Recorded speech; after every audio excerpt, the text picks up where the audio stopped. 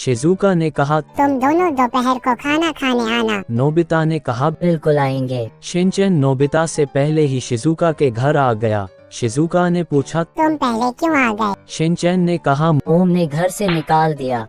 Shizuka ने कहा, तुमने ऐसा क्या किया? शिनचैन ने कहा, ओम ने कहा था कि रस्सी से कपड़े उतार दो और मैंने उतार दिए। शिजुका ने कहा, इसमें गलत क्या है?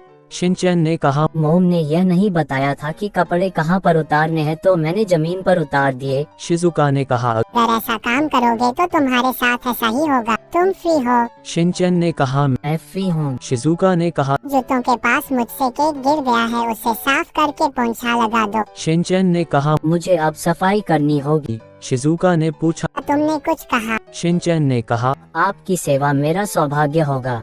शिनचैन ने केक साफ करके रख लिया। कुछ समय बाद नोबिता आया तो शिजुका ने उसके लिए नया केक रखा। शिनचैन ने उसे बदलकर गिरा हुआ केक रख दिया। नोबिता ने केक खाकर कहा, केक बहुत टेस्टी है।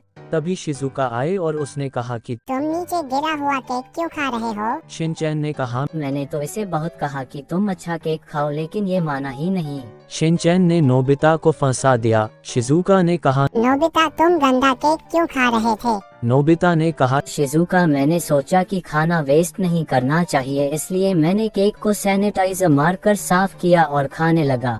वहाँ से नोबिता डोरेमोन के पास गया और कहा, डोरेमोन, शिनचैन ने मुझे गंदा केक खिलाया और शिजुका के सामने मेरी इंसल्ट की है। डोरेमोन ने कहा, तो मैं क्या करूं? नोबिता ने कहा, मुझे गैजेट दो जिससे मैं शिनचैन की कमजोरी पता कर सकूं। डोरेमोन ने कहा, रात को शिनचैन के घर जाना, तुम्हें उसकी वीकनेस पता चल जाएगी। नोबिता ने कहा, अगर मैं पकड़ा गया तो डोरेमोन ने कहा, स्मोक बॉम्ब लेकर और मास्क लगा कर जाना। नोबिता रात को शिनचैन के घर गया और उसने शिनचैन की कमजोरी पता कर ली।